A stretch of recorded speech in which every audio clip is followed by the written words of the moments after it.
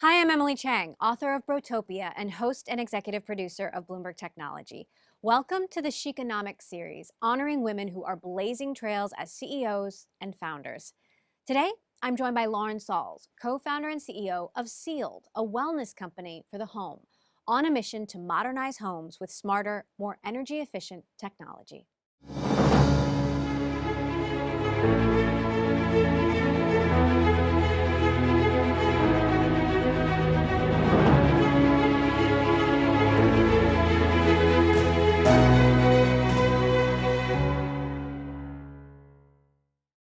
Lauren, thank you so much for joining us. It's so great to be here with Thank you. you so much for having me today. Let's talk about the technology. How do you make homes smarter? So we figure out the opportunities in someone's home to make it more energy efficient and get them a more modern HVAC systems. What does that involve? Is it just heating and cooling? Is there more to it? There's a little more to it. So it's heating and cooling. It's also things that make the home more comfortable, things like air sealing and insulation. We do smart home tech.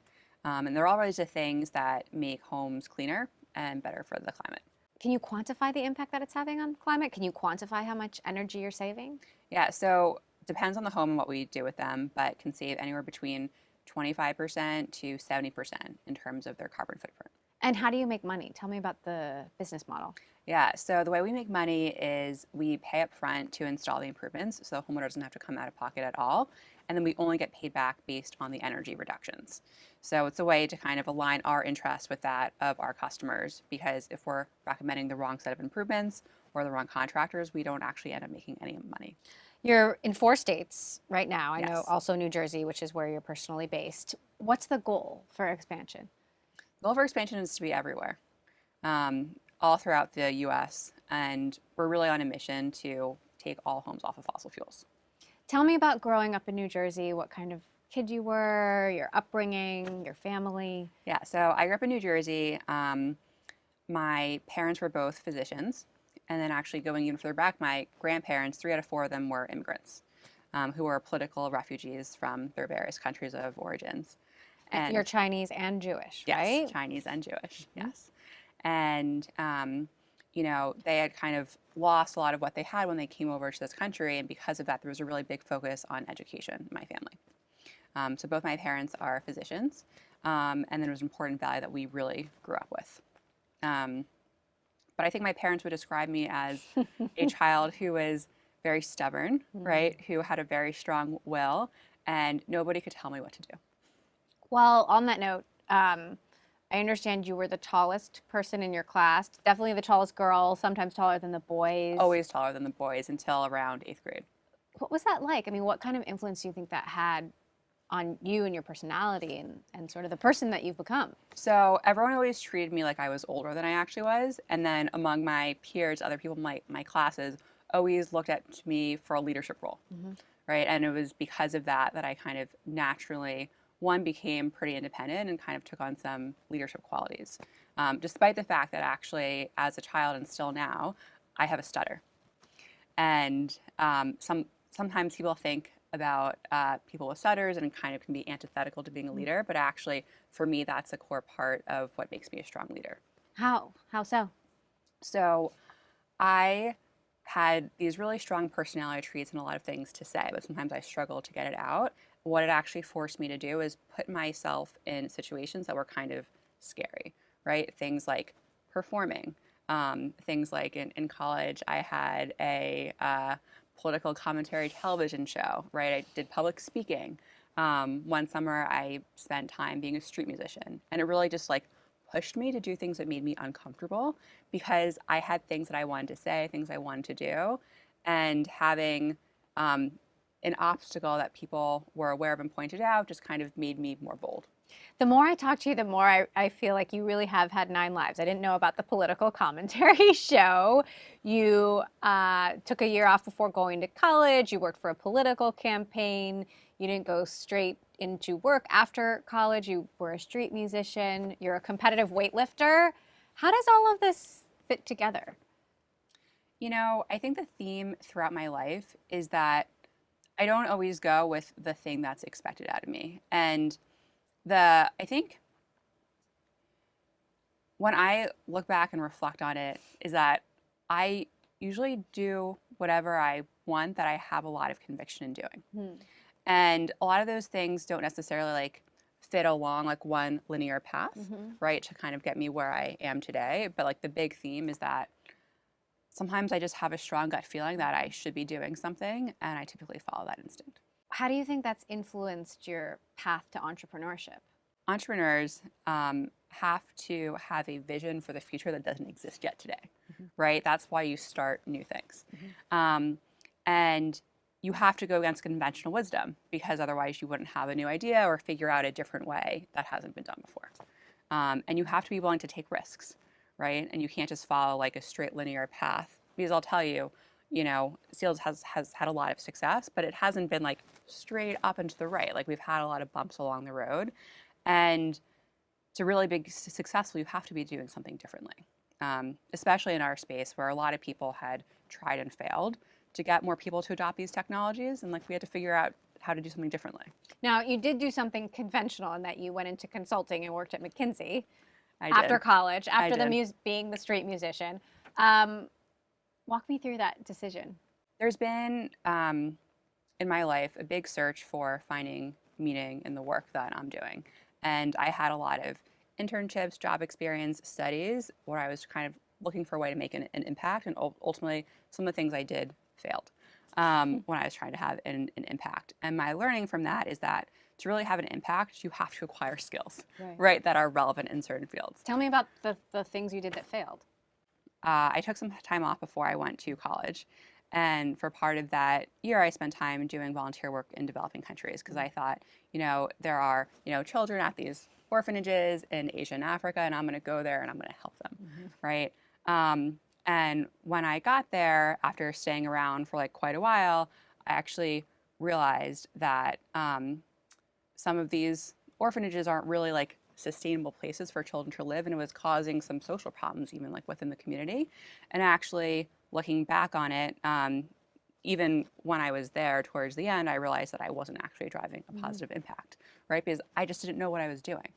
And throughout college, I was kind of searching for ways that I could dedicate my life to something that had meaning. And I was kind of at a loss for the best way to drive impact. So I knew I needed to graduate college with a job and support myself. And I thought McKinsey would be a good way to pick up some skills. It So that's does how I pay ended the up doing bills, for that. sure. It pays the bills.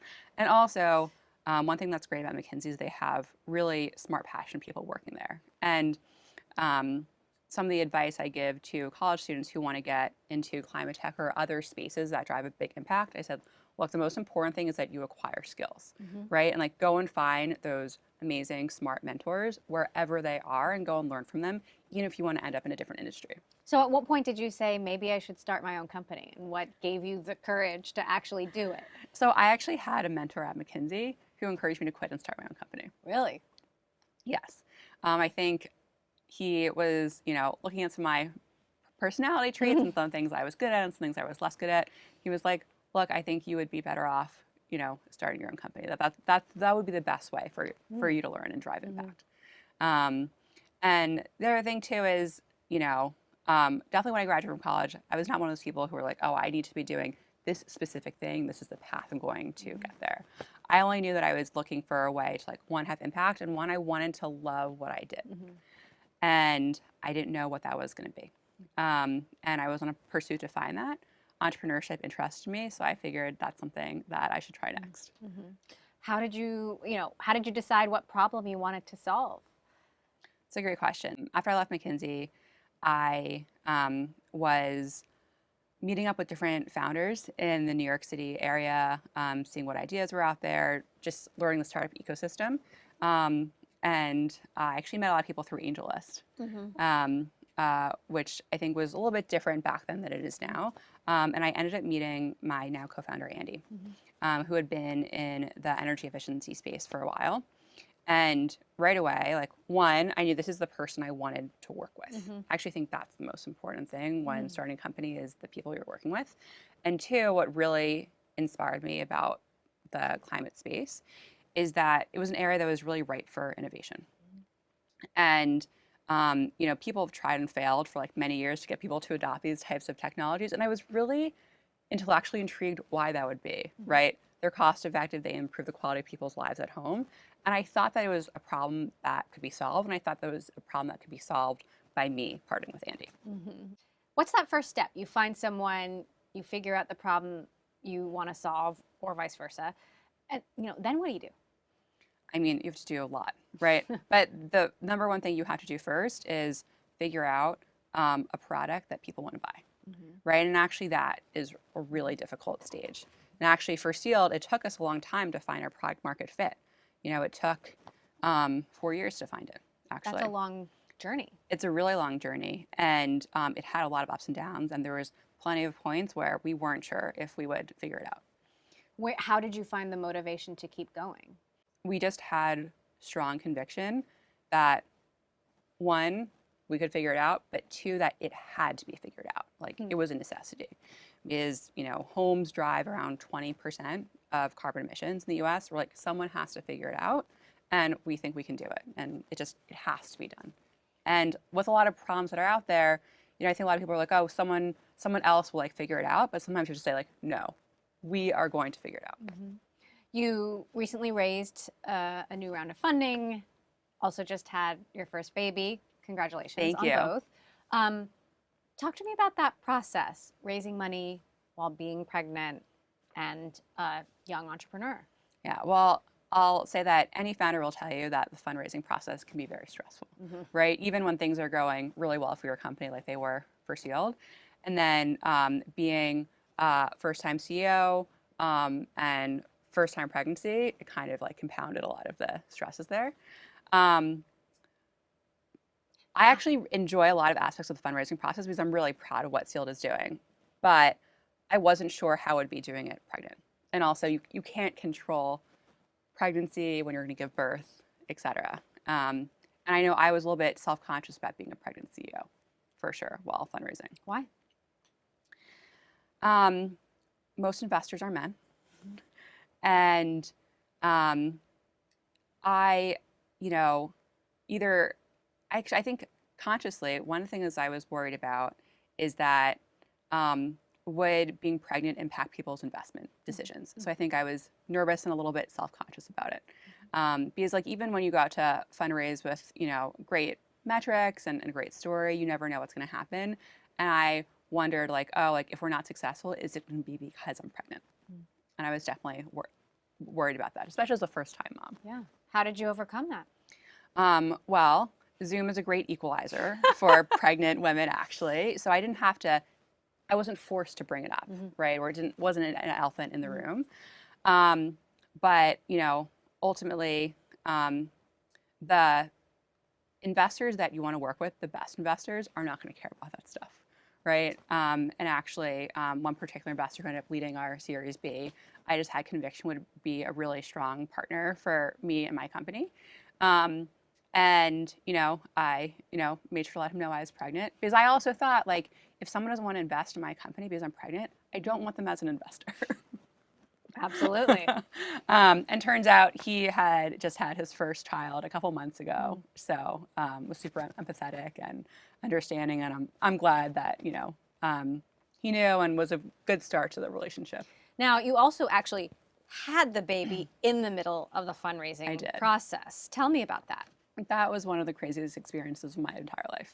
The baby ended up coming a little bit early, so I thought I had more time than I did. And I had a really difficult delivery as well, and was in a wheelchair for a while afterwards. So it was just a really crazy time. But I was determined that we would, complete the round in time. But I did some really crazy things in retrospect that I might not have done. But I was literally responding to things while I'm in the hospital, right, with a newborn. I did an investor call on the way home from the hospital, because I was just I was so determined that being pregnant and having a baby would not impact work in any way, or I would not be one day behind because I had a baby. In retrospect, it was pretty crazy. What was the reality? The reality that it would have been fine to say oh, hey, I'm going to be offline for the next couple weeks because I went into labor and I just had a baby. Right? I should have just done that. And the company would have been fine, fundraise would have been fine, and I think, everyone would have been less stressed out. So if you could do it all over again, or if you do it all over again, how will you do it differently, or will you do it differently? What's sort of the lesson learned?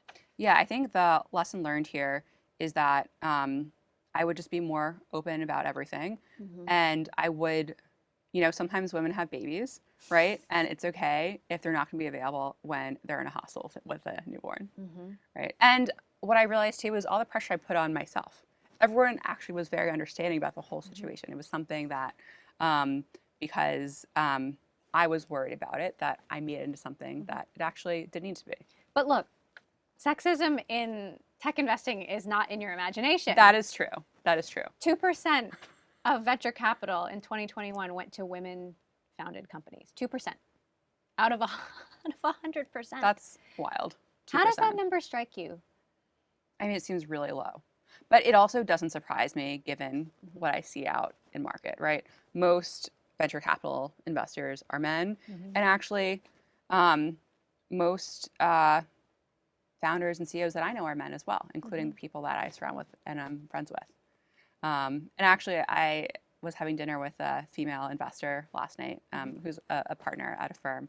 And she was asking me like what my support system was like of like other CEOs. I'm like, oh yeah, I have, you know, I speak to this person, hi, I'm that person, they're really supportive. And then I realized actually there was not one woman on that list Hmm. who I'm calling. But then I'm realizing like this is just the people that I'm meeting. These are actually most of the other entrepreneurs at our stage of company. Mm-hmm. And it is because there's less investment going to female founders. And I also think that fewer women are becoming entrepreneurs because of both the perception of reality of what it's like to be a female entrepreneur. What do you think needs to change? To I change this? so How do we get more Lauren Sauls yeah. out Um, there? so one is more female investors, Mm-hmm. and the other is reaching into networks of potentially capable entrepreneurs and helping them. Mm-hmm. Is one of the things that's really helped me is like reaching out to people for advice and mentorship. Mm-hmm. And I think that one thing that I wasn't good at when I was a younger woman is reaching out for help and advice. Mm-hmm. Because you know I was a young founder and CEO and I didn't have like an amazing network full of people and I think for many years I actually think we would have found our product market fit a lot earlier if I had reached out to other people, for example. And one piece of advice I give to all young people and also older people as well Mm-hmm. is that people do want to help you, right? Mm-hmm. Like men and women, but you have to make the ask, Mm-hmm. right? And people tend to be really receptive to it. Mm-hmm. And I know like people have cold reach out to me over LinkedIn and I'll talk to them, right? I mean, that's admirable because you're busy. You're a mom, you got a job, you got a company to run. How do you find the time to do that? Well, one, like it's important, Mm-hmm. right? And then two is I enjoy it, Mm-hmm. right? And I think um, the person seeking advice sometimes thinks that the person they're getting advice from is doing them a favor, but also they are helping the person who's giving the advice. Because actually, sometimes when I'm speaking and giving people who are kind of like the younger versions of myself advice, Mm-hmm. I actually learn a lot by reflecting back on the things that I'm saying. So I would, when people are reaching out, I would just encourage them to have like a different frame of mind about it. So, how has your leadership style evolved from those days on the playground when people were expecting you to be a leader to now where you are the leader? Well, I'll say the stakes are a little bit higher now. People are really counting on me. You know, we have over 100 employees now, so the stakes are a little bit higher. But I'll say, you know, over time, and this is just about maturing as a leader and scaling with the company, is that I can't do everything myself, Mm-hmm. right? And like even back when I was like leaders of like student groups in college, like I just wanted to do everything myself, Mm-hmm.